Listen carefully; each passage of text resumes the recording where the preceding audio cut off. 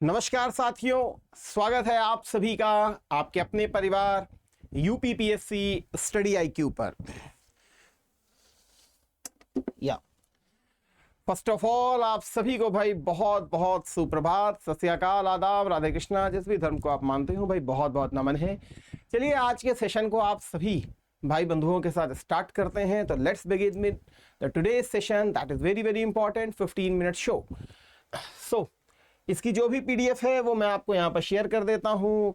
कुछ ब्रदर और सिस्टर मुझे लिख रहे थे कि सर पीडीएफ नहीं मिल पा रही है, तो मैं आपसे बहुत विनम्र गुजारिश करूँगा देवी जी, आपको पीडीएफ जो है मैं अपने इस टेलीग्राम चैनल पर स्पेशली शेयर कर देता हूँ। आप इसको ज्वाइन कर लीजिए, आपको यहाँ पर पीडीएफ मिल जाएगी। ठीक है, ये हमारा ऑफिशियल टेलीग्राम चैनल है, आप इसको भी अवश्य ज्वाइन कर लीजिए, क्योंकि जितने भी अपडेट्स होते हैं वो हम यहाँ पर आपको प्रोवाइड कर देते हैं। इसके अलावा भी अगर कोई समस्या रहती है तो यहाँ पर मैं अपना व्हाट्सअप नंबर भी ड्रॉप करता हूँ। समस्या रहे आप मुझे इस नंबर पर भी व्हाट्सअप कर सकते हैं। ठीक है, कोई ज़रूरी नहीं है कि आप हमारे पेड बैच के ही स्टूडेंट रहे, आप हमारे यूट्यूब परिवार का भी हिस्सा है। यह हमारे लिए अपने आप में बहुत गौरव और सम्मान की बात है। चलिए आज के सेशन को स्टार्ट करते हैं आप सभी के साथ। पहले क्वेश्चन की तरफ चलते हैं आप सभी के साथ। और पहला क्वेश्चन कौन सा है हमारा, ये रहा आप सभी की स्क्रीन के ऊपर। लिखा है consider the following statement regarding the administration of the Iltutmish. Iltutmish के प्रशासन के संबंध में निम्नलिखित कथनों पर जरा विचार करें। लिखा है he was the first sultan to receive a mansur letter of investiture from the Abbasids caliph of Baghdad. तो जो नियुक्ति पत्र है मंसूर से प्राप्त करने वाला पहला सुल्तान था ये। He replaced the existing currency system by introducing silver टंका and the copper जीतल। उसने चांदी का टंका और तांबे का जीतल पेश करके मौजूदा मुद्रा प्रणाली को बदला। He established the दीवाने urge to centralise military administration. उन्होंने सैन्य प्रशासन को केंद्रीकृत करने के लिए दीवाने अर्जा की स्थापना की। तो क्या लगता है आंसर?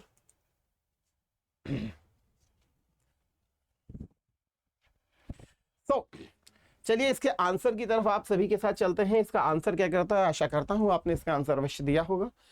देखिए पहला वाला तो बिल्कुल सही लिखा हुआ है। हाँ, ये पहला सुल्तान था जिसने मंसूर, जो लेटर ऑफ खिलाफत है, इन्वेस्टिच्योर है, फ्रॉम द अब्बासीज कैलिफ, अब्बासियों से ही इसने भी प्राप्त किया था, अब्बासीज कैलिफ से ही, और ये बगदाद के ही थे। बिल्कुल सही है।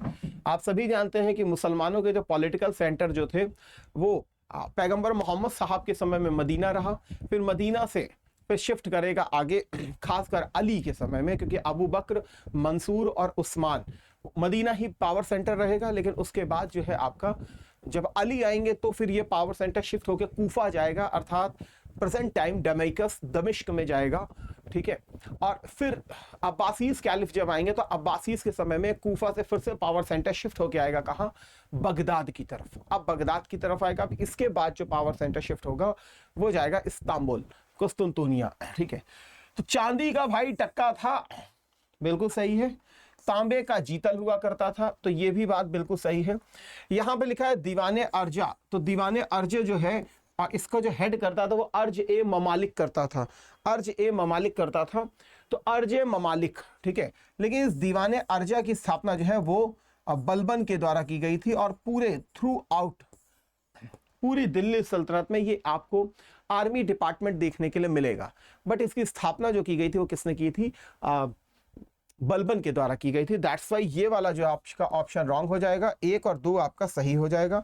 तो यहाँ पर सही पूछ रहा था, इसलिए पहला और दूसरा जो है आपका सही होगा, बाकी तीसरा गलत हो जाएगा। नेक्स्ट क्वेश्चन लिखा है which of the following statement about the Ghiyasuddin Balban policy of kingship is not correct. हम लोग स्लेव डायनेस्टी को आपके साथ देख रहे हैं, आपको मालूम है कल भी हमने स्लेव डायनेस्टी देखा था, आज भी स्लेव डायनेस्टी को देख रहे हैं। लिखा है बलबन की राजत्व नीति के बारे में निम्नलिखित में से कौन सा कथन आपको सही नहीं लग रहा है।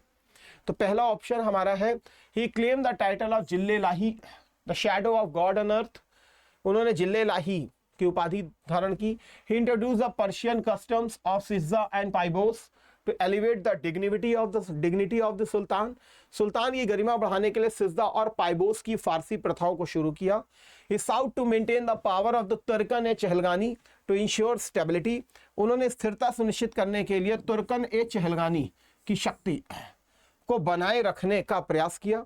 ही प्रोपाउंडेड द थ्योरी ऑफ नियाबत ए खुदाई डिप्टी ऑफ गॉड। उन्होंने नियाबत ए खुदाई का सिद्धांत प्रतिपादित किया।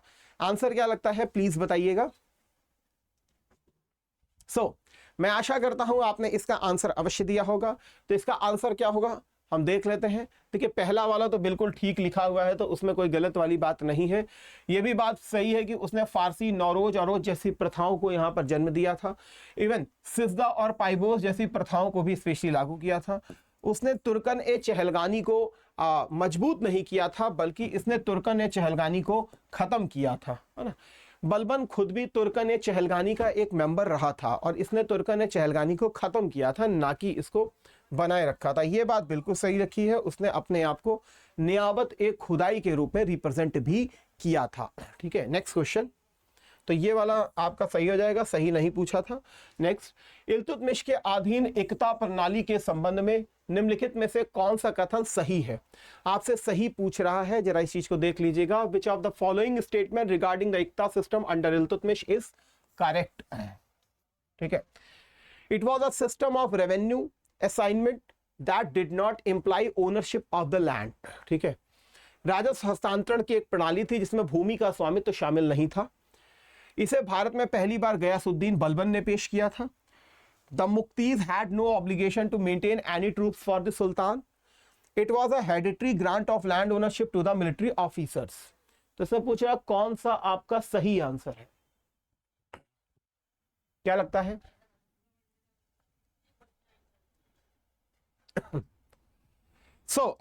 देखिए पहली बात तो यह है कि पहले गलत को देख लेते हैं। इसे गयासुद्दीन बलबन ने इंट्रोड्यूस नहीं किया था, ये गलत लिखा हुआ है। तो शमसुद्दीन इल्तुतमिश हुआ करता था। मुक्तियों का सुल्तान के लिए कोई सेना बनाए रखने का दायित्व नहीं था, बल्कि दायित्व था, ये गलत लिखा हुआ है। क्योंकि इसको हेड करने वाला कौन हुआ करता था, मुक्ति वली भी इसको कहा जाता था। ठीक है, और अधिकारियों को भू स्वामित्व का वंशानुगत अनुदान नहीं हुआ करता था। अर्थात इसका जो आंसर है वो ए होगा। राजस्व हस्तांतरण की एक प्रणाली थी जिसमें भूमि का स्वामित्व शामिल नहीं था। यह बात बिल्कुल सही है, भूमि का स्वामित्व शामिल नहीं किया गया था। इसी कारण एकता व्यवस्था राजपूती सिस्टम के सामंतवादी व्यवस्था से ज्यादा इफेक्टिव और कारगर बन गई थी। ठीक है ना। नेक्स्ट लिखा है, why did Iltutmish refuse to provide shelter to Jalaluddin Mangbarni the shah of the Khwarazm. Iltutmish ने ख्वारिज़्म के शाह जलालुद्दीन मंगबरनी को शरण देने से क्यों इनकार कर दिया था। To avoid the direct wrath of Genghis Khan and the Mongol invasion, Iltutmish wanted to occupy the Khwarezmian Empire himself due to a personal conflict over the control of Lahore, because Mangbarni had allied with the Rajputs of the Ranthambore. क्या लगता है भाई।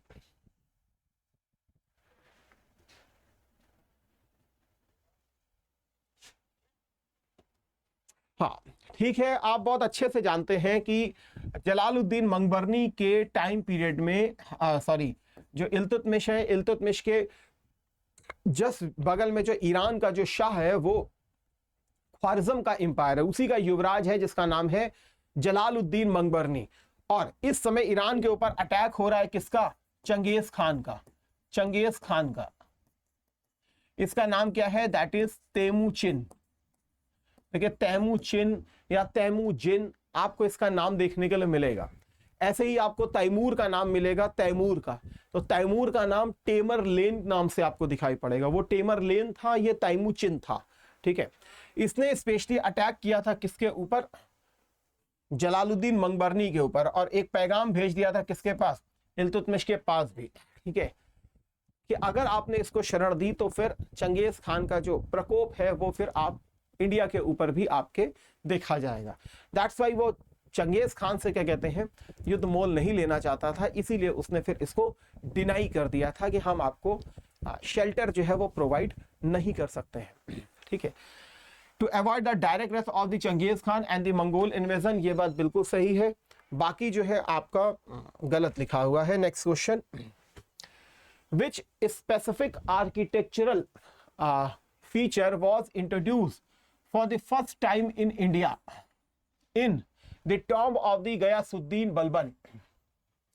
लिखा है गयासुद्दीन बलबन के मकबरे में पहली बार भारत में कौन सी विशिष्ट स्थापत्य विशेषता पेश की गई थी? The construction of a true scientific arch, the use of red sandstone for the entire structure, the use of white marble for the dome, the pietra dura style of the ornamentation. तो एक वास्तविक मेहराब, वैज्ञानिक मेहराब का निर्माण, पूरी संरचना के लिए लाल बलुए पत्थर का उपयोग, गुंबद के लिए सफेद संगमरमर का उपयोग, अलंकरण की पितरा द्यूरा शैली। तो क्या लगता है आंसर?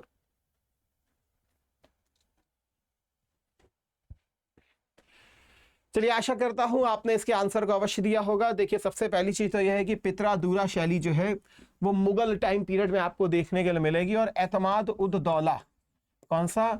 एतमाद उद दौला का जो मकबरा है वहां पर इसको स्पेशली यूज किया जाएगा फर्स्टली। तो उसके बाद ताजमहल ने तो वाइडली इसको यूज किया जाएगा पितरा दूरा शैली को। इसके अलावा एतमाद उद दौला का मकबरा पूर्णतः संगमरमर की इमारत रहेगी, क्योंकि ये बनी थी जहांगीर के समय में। तो ये एक प्रकार का शिफ्ट दिखाता है फ्रॉम अकबर टू शाहजहां, ठीक है ना। तो व्हाइट मार्बल को स्पेशली यहीं से यूज किया गया था, ठीक है, प्रॉपर, ठीक है। गयासुद्दीन बलबन का जो मकबरा है मेहरौली के पास, ठीक है, उसमें साइंटिफिक आर्क को यूज किया गया है। साइंटिफिक आर्क की कहते हैं शुरुआत बलबन के मकबरे से ही हुई थी। और इसका जो डोम है वो भी क्या कहते हैं, वैज्ञानिक प्रकृति के रूप में ही स्पेशली यूज किया गया है, ठीक है। तो ये एक वास्तविक मेहराब का इसमें उपयोग किया गया है।